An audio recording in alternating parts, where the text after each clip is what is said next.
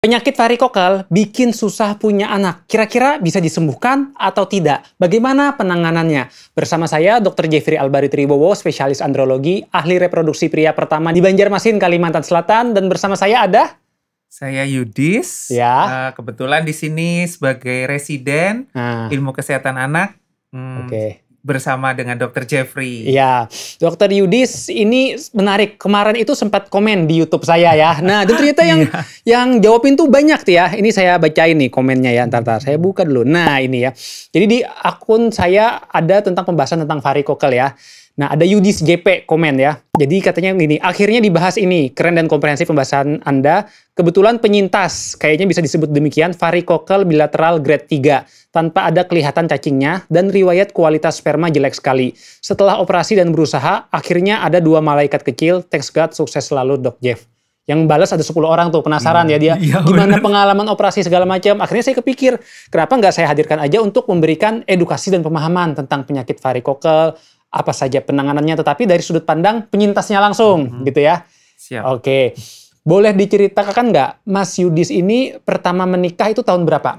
Oke. Oh ya, sebelumnya terima kasih Dr. Jeffrey boleh mengundang. Ya. Saya rasa ini edukasi yang enak sih di zaman sekarang. Bagaimana kita sama-sama tinggal rekam, lalu kan bisa diedit dan nggak perlu jelasin satu-satu. Betul. Tadi pertanyaannya saya menikah 2017. Oke, 2017. Terus sempat gak punya anak berapa tahun waktu habis menikah? Kalau langsung to the point-nya sih anak pertama itu 2021 lahirnya. Oh, berarti 4 tahun. Oke.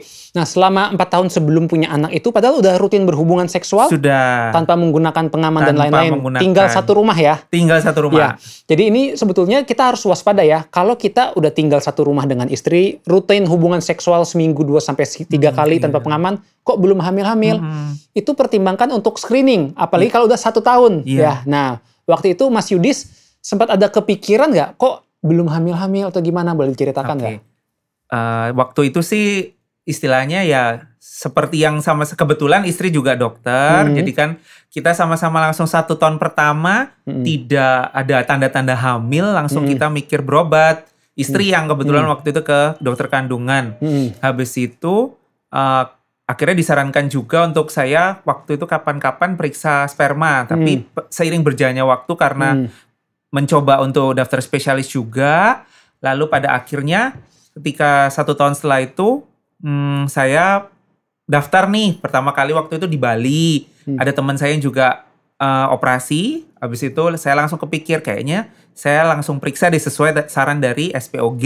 Oke. Dan akhirnya terjadilah bahwa waktu itu ya tuh Dok, kalau nggak salah asteno punya yang jelek lah kualitas. Oke, kita bertahap dulu nih. Pertama kan istri cek ke dokter kandungan dulu ya. Itu tahun berapa?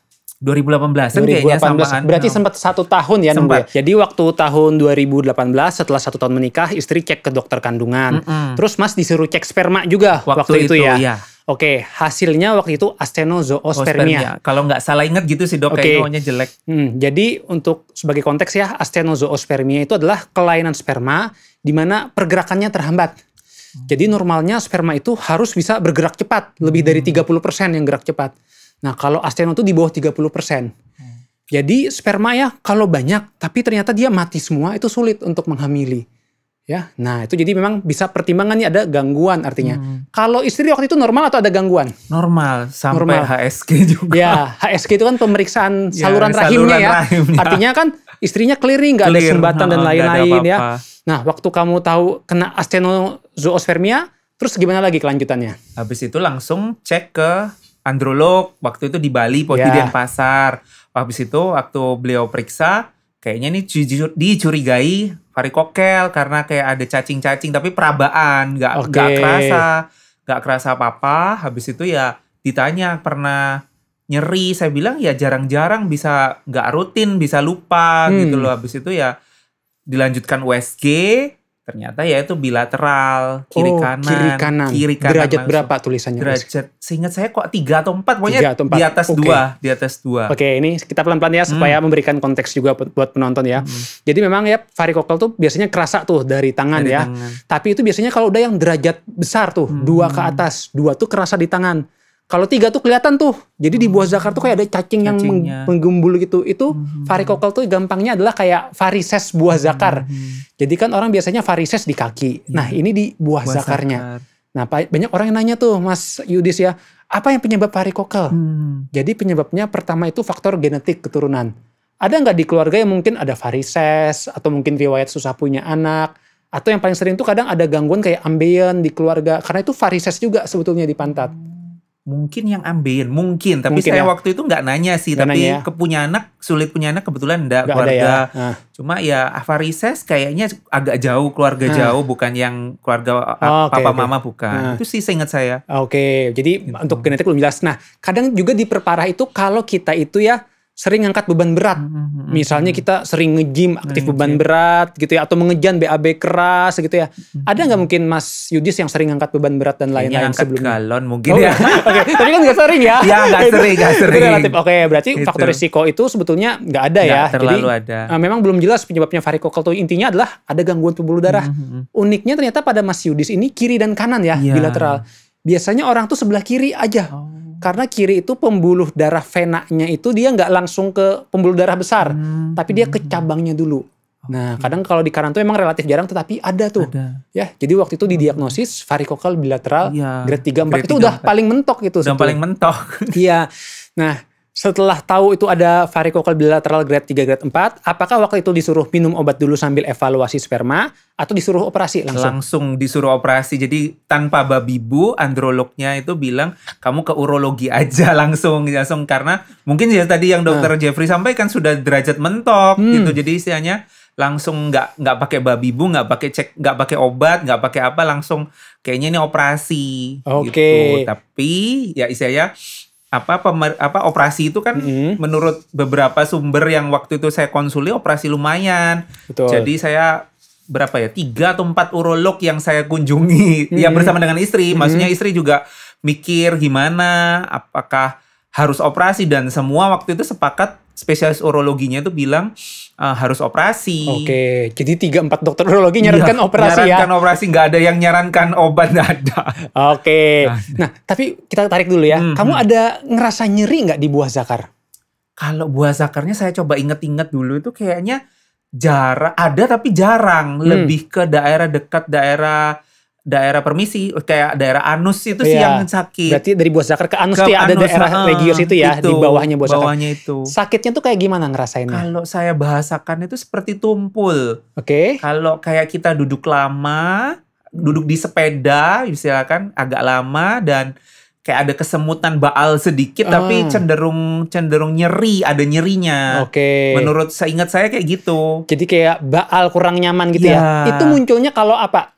Seingat saya coba recall lagi itu pada saat jongkok. Istilahnya itu kadang ya tuh cenderung timbulnya saat itu jongkok terlalu lama. Terus lagi saat mungkin habis ya tadi karena hubungannya dengan angkat-angkat berat, mungkin pas itu yang angkat berat dan lain sebagainya itu sih kayaknya, tapi nggak rutin. Jadi makanya saya jarang-jarang. Makanya saya kayak nggak yakin gitu loh, apakah ini tanda-tanda yang menyebabkan harusnya saya lebih aware, tapi ya namanya perjalanan sambil ingat-ingat gitu sih dok. Jadi memang varikokel ini penyakit yang cukup unik ya. Kadang ada pasien varikokel tapi dia spermanya tidak terganggu, bisa hamil. Derajatnya 3 dan 4 ada ya.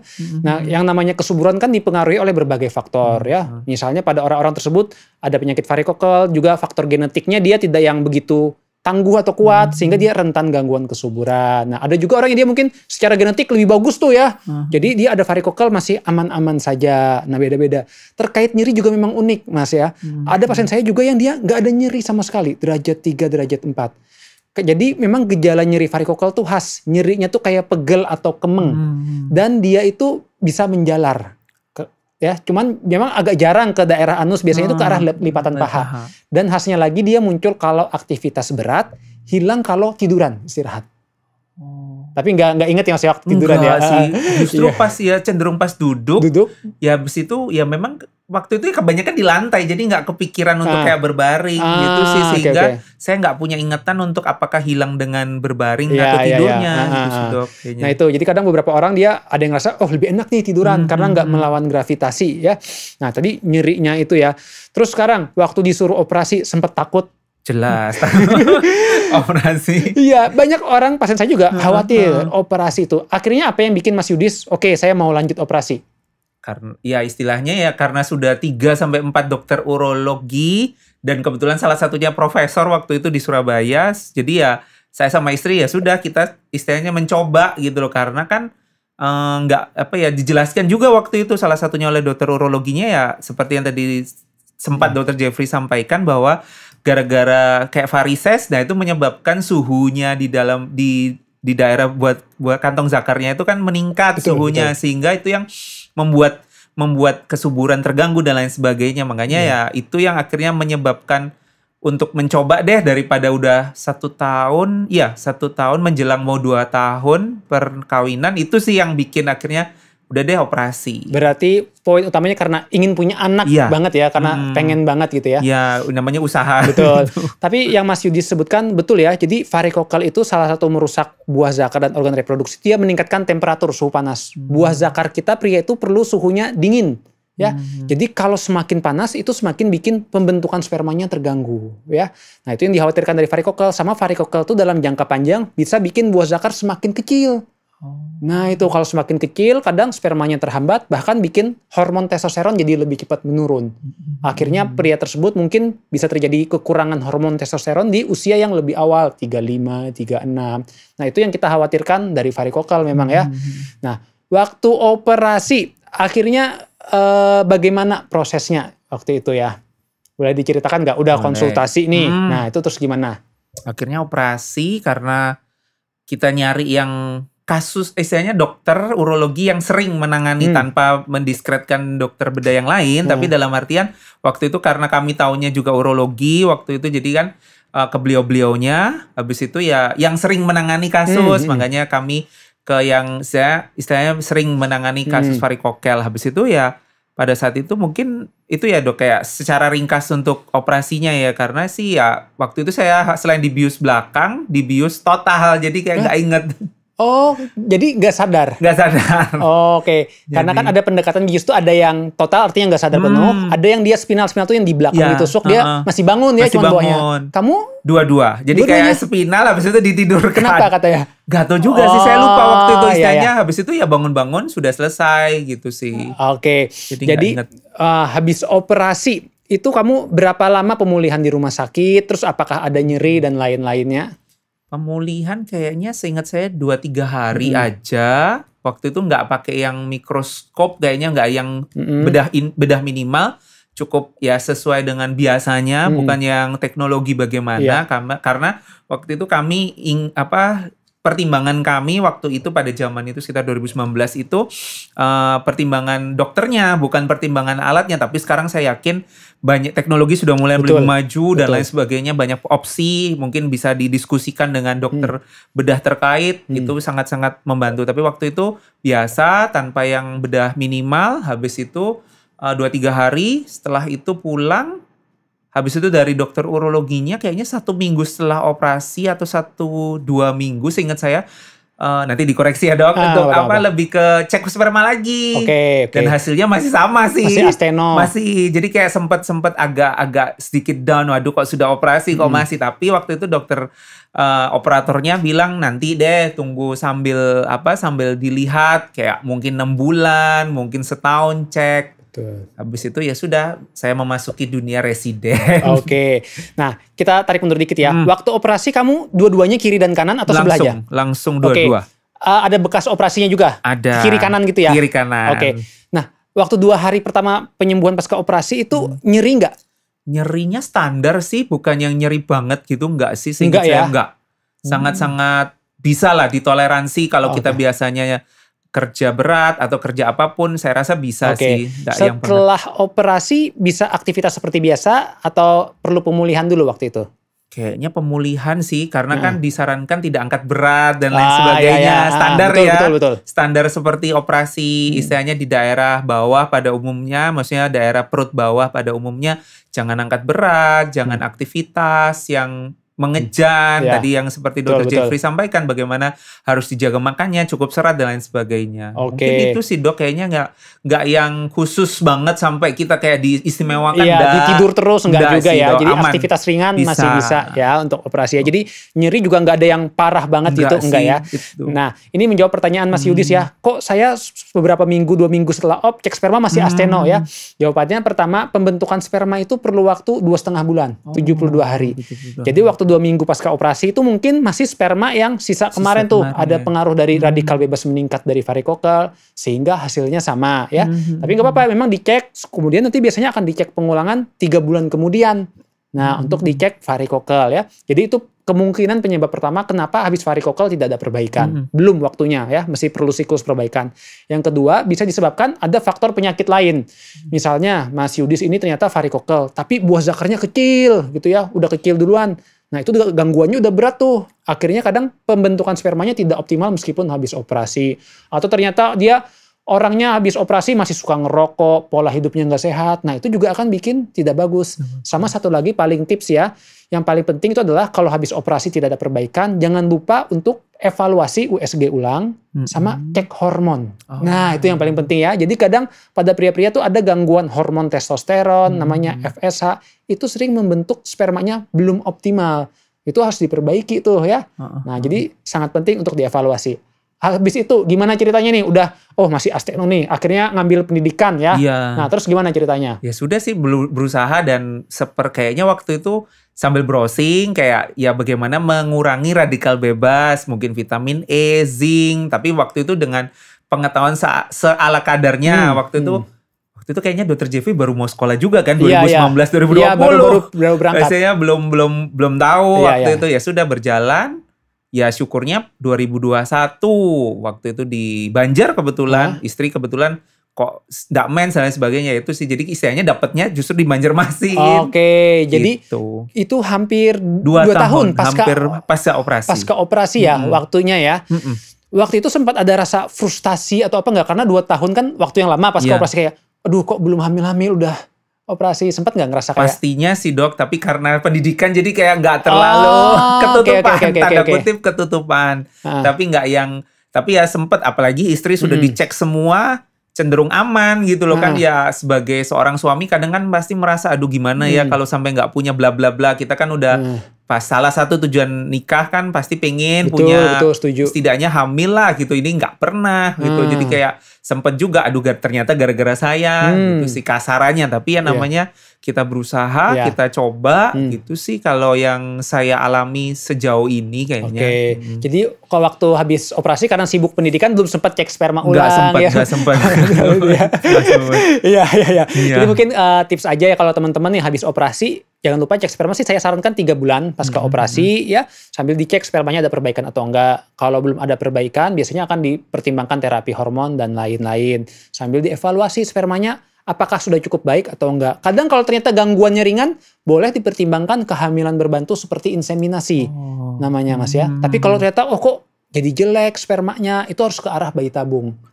Nah, seperti itu ya. Tapi syukurnya Mas Yudis kemarin kan sempat akhirnya bisa hamil alami ya. Iya, hamil alami. Ada nggak mungkin Mas Yudis yang melakukan pola hidup tertentu pasca operasi untuk bisa meningkatkan waktu itu Mas Yudis? Apakah kayak let it flow aja? Mungkin lebih ke kembali lagi mungkin yang tadi sempat disampaikan, yang tidak merokok, ya kebetulan juga tidak startingnya. Habis itu mungkin mengurangi berat badan, istilahnya kan kadang gemuk. Kalau saya taunya dulu kan kalau kita gemuk yang menyebabkan apa kalau nggak salah penumpukan lemak sehingga kan penisnya agak kecil. Tapi ya waktu itu memang nggak yang gemuk banget, tapi ya istilahnya mengurangi lah. Mungkin itu sih sama vitamin. Ya karena waktu itu pas pendidikan awal-awal masuk juga, jadi ya kadang ya sudah dengan pendidikannya. Tapi istri waktu itu kan Mas kan awalnya tinggalnya di Surabaya, di Bali. Istri diajak ke Banjarmasin. Diajak sempat. Ya ini penting juga ya, karena banyak pasien tuh kadang yang dia tuh jauh dari istri.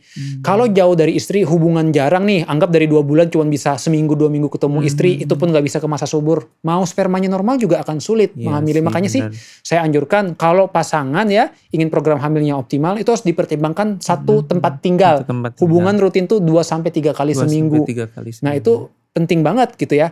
Oh iya, saya lupa aja. Waktu itu sebelum operasi sempat nggak Mas Yudis dianjurkan untuk pembekuan sperma atau gimana? Sempat. Kalau pembekuan sperma sempat. Waktu itu kayak dipertimbangkan karena bahasanya itu tingkat setiap kali operasi pasti ada resiko dan lain sebagainya. Habis itu kayak dipertimbangkan untuk pembekuan. Nanti kan katanya proses, saya sempat tanya kayaknya nanti prosesnya itu nanti ditambahkan Dr. Jeffrey kayak dipilih sperma yang masih oke, sehingga nanti itu yang ditabung, disimpan supaya nanti kalau sewaktu-waktu dibutuhkan untuk inseminasi itu yang dipakai katanya gitu. Tapi waktu itu kebetulan langsung kita putuskan enggak deh karena lumayan sih harganya. Pasti mempertimbangkan juga ya, cost efektif ya. Jadi memang ya ada prosedur penyimpanan sperma. Itu pada beberapa kasus bisa dipertimbangkan sebelum operasi. Karena buat apa ya? Buat kita jaga-jaga. Memang biasanya habis operasi sperma akan baik. Tapi kan kita nggak pernah tahu ya. Mungkin tadi ada faktor-faktor lain, mungkin ada gangguan lain yang bikin spermanya jadi turun. Ternyata dia pola hidupnya makin jelek, gangguan hormonnya makin berat. Nggak menutup kemungkinan akhirnya spermanya makin jelek. Makanya kadang kalau mau aman, boleh disimpan dulu spermanya. Tapi kalau penyimpanan sperma itu cuma bisa dilanjutkan dengan bayi tabung. Itu harus paket. Jadi penyimpanan sperma itu tidak bisa ke arah inseminasi. Harus ke arah sana karena penyimpanan sperma itu dia ya tadi spermanya digunakannya untuk ke arah sana. Nah, itu ya. Sempat kepikir nggak waktu itu mau menjalani bayi tabung dulu sebelum operasi? Ada nggak waktu itu? Sempat karena kan namanya juga tanya-tanya, cerita-cerita, tapi juga waktu itu pertimbangannya karena belum periksa. Karena saya belum periksa, istri juga waktu itu kayaknya masih awal-awal pemeriksaan sehingga kita nggak mikir langsung ke bayi tabung. Itu kan kayak kita tahu kebetulan sama-sama dokter, jadi kan sudah ada pikiran tapi sudah deh jalani dulu, tanya dengan yang lebih ahli. Banyak ke dokter kandungan, dokter androlog dan lain sebagainya. Habis itu ya sudah sempat kepikiran karena kan kayaknya sudah bukan hal yang baru ya, mungkin bayi tabung sehingga itu sudah sempat ada pertimbangan, tapi ternyata kan harus, saya rasa kalau saya boleh tarik sedikit ingat-ingat, kalaupun saya tahu mau rencana bayi tabung, tapi kan pasti akan di screening juga sayanya. Itu sehingga ya waktu itu ya saya fokusnya di pengobatan dulu. Ya, waktu itu waktu lagi operasi varikokal usia masnya berapa? Berarti itu sekitar 29. Usia istri? Sama, kebetulan sama. Oke, jadi karena relatif muda itu masih ada waktu tuh ya.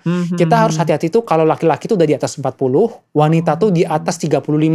Nah itu kita udah, berpacunya dengan waktu karena kesuburan wanita makin turun. Tapi kalau memang usia 29 masih banyak waktu tuh boleh tuh kita coba terapi dulu. Kadang ya, pertimbangkan perbaiki semuanya. Karena spare waktunya masih panjang gitu ya, apalagi usia muda. Makanya nggak ada masalah waktu itu untuk menunda bayi tabung gitu ya. Harapannya tadi bisa memperbaiki sperma sehingga terjadinya kehamilan. Nah, waktu itu pernah nggak sih Mas sampai yang stresnya itu bahkan mengganggu untuk hubungan seksual karena aduh kok susah punya anak, istri aku sehat, aku nih sempet nggak kayaknya sih sempat ya waktu itu ya, namanya usaha. Nah waktu itu juga satu persatu istri pemeriksaannya cenderung normal, ternyata kan waktu saya tahu pertama kali ada masalah sudah mulai runtuh dikit pelan-pelan nih. Ternyata ya varikokel, habis itu kiri kanan, habis itu kayaknya juga sempat seingat-ingat saya ya, moga-moga nggak tahu ingat pastinya, cuma kayak pas agak ada nyeri-nyerinya juga, tapi ya nggak tahu ya, maksudnya baru pembicaraan ngobrol-ngobrol santai ini baru kayak apakah itu juga bisa salah satu gejala, nggak tahu kan, maksudnya seperti yang tadi sudah dijelaskan di depan oleh Dr. Jeffrey bahwa itu kan cukup unik, kita varikokel, nyeri lah apa, itu sih kadang. Tapi itu tadi kalau saya ingat-ingat cenderungnya bukan di daerah lipatan paha, tapi di daerah dekat-dekat anus ya. Itu sih yang lebih. Jadi kadang memang banyak pasangan ya yang konsultasi itu dia saat program hamil itu kadang stresnya tuh tinggi banget Mas ya. Mereka stres kadang ditanya oleh tetangga-tetangga, keluarga, kapan punya anak, kadang mereka itu sedih ya. Bahkan saya pernah nemuin tuh ada pasangan yang dia itu sampai impoten, tapi impotennya khas tiap istrinya masa subur. Karena dia cemas gitu, aduh istriku subur nih nanti, aku takut nggak bisa menghamil segala macam. Nah jadi stres saat menjalani program hamil tuh, besar, mengganggu banget, kasihan aja sih orang-orang. Makanya buat teman-teman ya kalau misalnya ada keluarga atau saudaranya yang mungkin belum punya anak, udah support aja, gue saya terlalu basa-basi nanya kapan punya. Justru itu kadang bikin stres banget ya. Bener banget. Itu kayak sempet ya, jadi kayak kadang mulai ada pikiran, aduh males datang pertemuan kumpul-kumpul.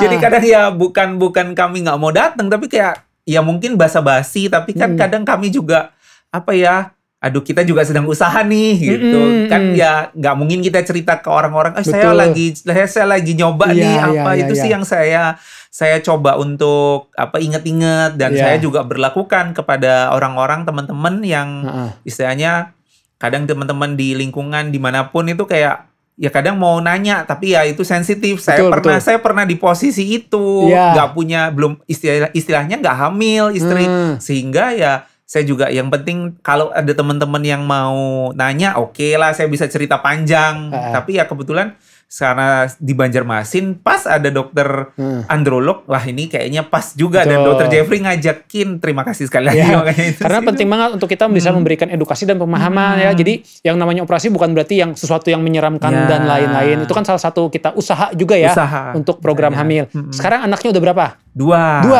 Jadi habis 2 tahun habis operasi nih hamil. Terus hamil lagi kapan? Hamil lagi 2023. Berarti 3 tahun habis anak pertama? Iya, 2 tahunan. Jadi nggak sampai 2 tahun, 19 bulan kalau dihitung. Oh, berarti habis selesai lahir, justru langsung. Jadi kayak nggak tahu ya, karena kalau mitos orang-orang zaman dulu kan kayaknya kalau sudah kebuka sekalian gitu sih. Saya sih waktu itu nggak ada niat. Waktu itu saya juga pendidikan, habis itu masih di tengah-tengah. Saya istri jaga anak di Surabaya, saya ke Surabaya. Habis itu tiba-tiba cuma seminggu sekali atau gimana yang agak jarang. Tiba-tiba ada gitu ya sudah. Padahal nggak ada diniatkan yang misalnya minum suplemen rutin gitu ya. Nah ini penjelasannya ya. Satu, karena Mas Yudis ini sudah lama tuh habis operasi, jadi pembentukan spermanya makin bagus terus. Kebetulan mungkin Mas Yudis kan sehat, nggak ngerokok, nggak yang obesitas parah banget, nggak yang peminum alkohol. Jadi spermanya tuh perbaikannya cukup signifikan tuh pas ke operasi. Makanya setelah punya anak pertama mudah tuh punya, padahal jarang berhubungan seksual ya seminggu sekali ya. Jarang itu waktu itu sudah mikir nanti deh kita jarakin gitu loh, sekalinya dapat ya sudah. Alhamdulillah. Syukurlah waktu itu. Makanya sih kadang ya itu sih kayak usaha dan kayaknya ya konsultasi.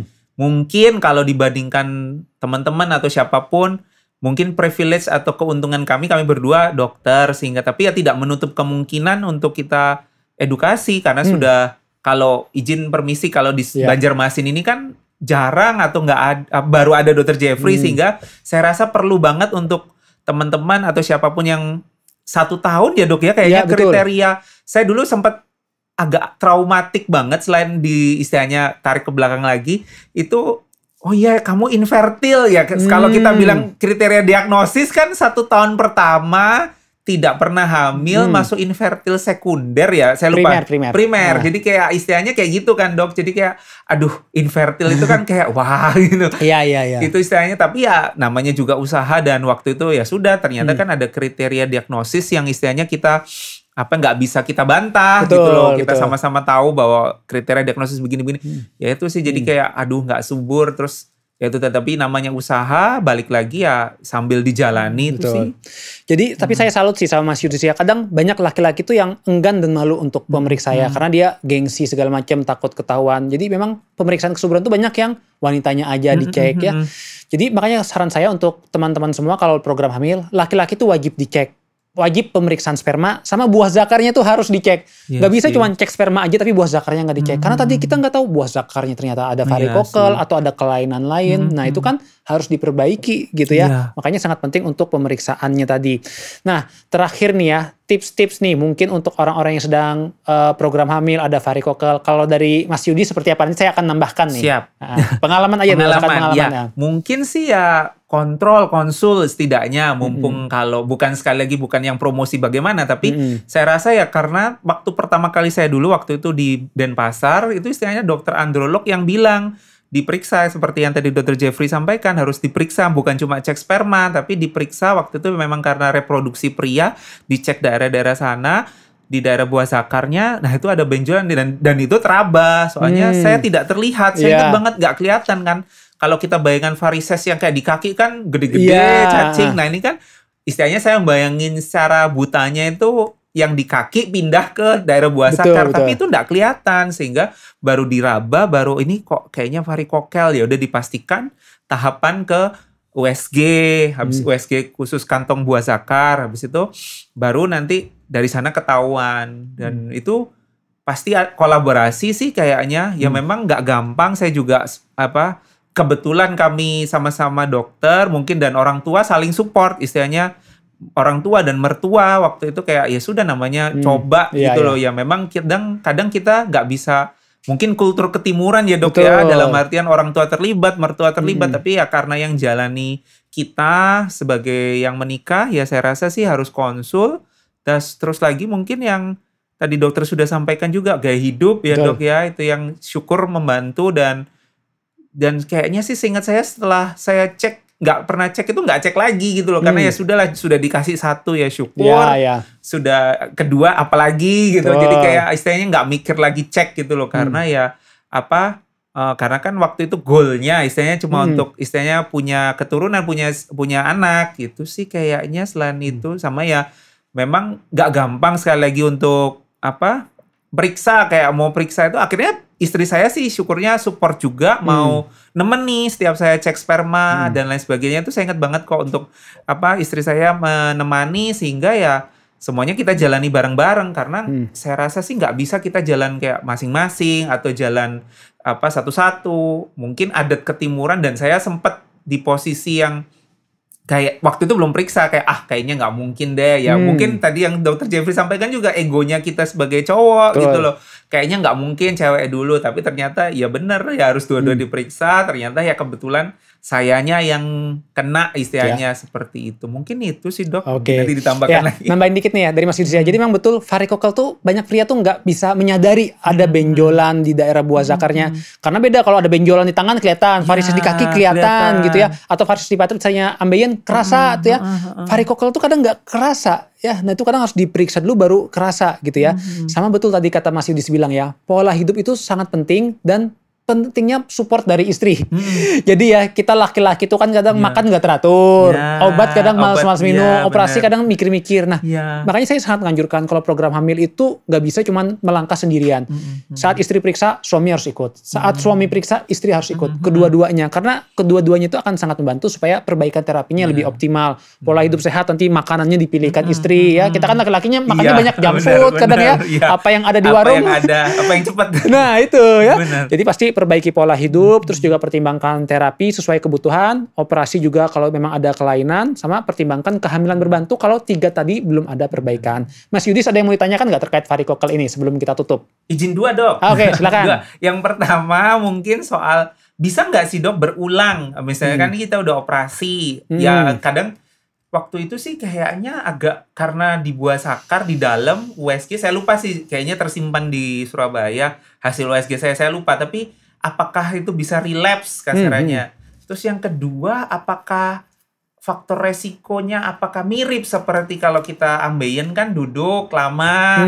Saya ingat dulu waktu kecil, tapi itu waktu kecil saya kadang sedikit menyalahkan, tapi tidak berdasarkan bukti berbasis medis. Makanya saya kebetulan diskusi nanya apakah kayak bersepeda lama, apakah dengan pengaruh dari sadelnya itu pengaruh nggak sih dok? Mungkin itu aja dok. Dua itu aja. Jadi pertama, varikokel apakah bisa kambuh pasca operasi? Jawabannya bisa ya. Saya pernah nemuin tuh habis operasi varikokel di USG ternyata kambuh. Dan memang spermanya tidak ada perbaikan secara signifikan ya. Kenapa varikokel bisa kambuh? Jadi gini, kan pembuluh darahnya itu dijepit terus dipotong ya. Cuman pembuluh darah tuh dia bisa bikin pembuluh darah baru. Nah, timbul pembuluh darah baru, ada sumbatan lagi gitu ya. Ditambah misalnya orang tersebut habis operasi masih nggak sehat, obesitas parah, perokok kan bikin pembuluh darahnya jadi tidak lancar, katup-katupnya, sering mengejan beban berat. Nah, jadi banyak yang keliru ya. Olahraga beban berat bagus untuk kesuburan, asal kita tidak ada varikokel. Tapi kalau ada varikokel, udah derajatnya besar 3-4, sedang program hamil, saya kurang anjurkan olahraga yang angkat beban berat. Mungkin sebaiknya bisa yang aerobik aja, lari, berenang, yang tidak terlalu bikin mengejan gitu ya. Buang air besar juga jangan yang terlalu ngejan, perbanyak serat. Nah makanya pola hidup sangat penting tuh bagi pasien yang menjalani varikokel atau habis operasi supaya tidak kambuh lagi ya. Itu yang pertama. Yang kedua, faktor risikonya apakah mirip dengan ambeien? Betul, mirip. Karena sama-sama kelainannya itu kelainan pembuluh darah vena. Bedanya satu di daerah anus, satu di daerah buah zakar. Jadi faktor genetik, aliran darah yang tidak lancar, sering mengejan, seperti itu. Mirip dengan ambeien. Bahkan pengobatannya ya, obat minumnya sama. antara ambeien dengan varikokel. Makanya kadang pasien saya kasih obat bingung. Dok, kok tulisannya obat ambeien? Karena penjelasannya ini sama untuk memperlancar aliran darah. Nah itu nah terus yang sepeda ya, apakah ada pengaruh sepeda ya? Jadi gini, sepeda itu masalahnya adalah dudukannya tuh keras kan, sadelnya gitu ya. Kalau kita terlalu lama bersepeda, itu buah zakar sering ketekan dan kegesek lama. Apalagi kalau misalnya kita sampai ngerasa kesemutan di buah zakar. Itu kurang baik aja untuk kesehatan buah zakar ya. Makanya kalau pasien-pasien saya yang sedang program hamil, biasanya saya tidak anjurkan untuk bersepeda lama. Atau dia misalnya anak touring tuh motor, banyak yang touring. Naik motor lama sampai kesemutan, dudukannya hitam panas. Nah itu kurang bagus untuk sperma. Tapi apakah sepeda bikin varikokel sih? Sebetulnya enggak. Cuman tadi kebanyakan duduk pembuluh darah jadi nggak lancar juga ya. Jadi itu sangat penting. Makanya pola hidup supaya kita varikokelnya sehat dan tidak kambuh-kambuhan lagi. Terima kasih banyak ya Mas Yudi sudah sharing ya. Kita ketemu lagi di video-video selanjutnya.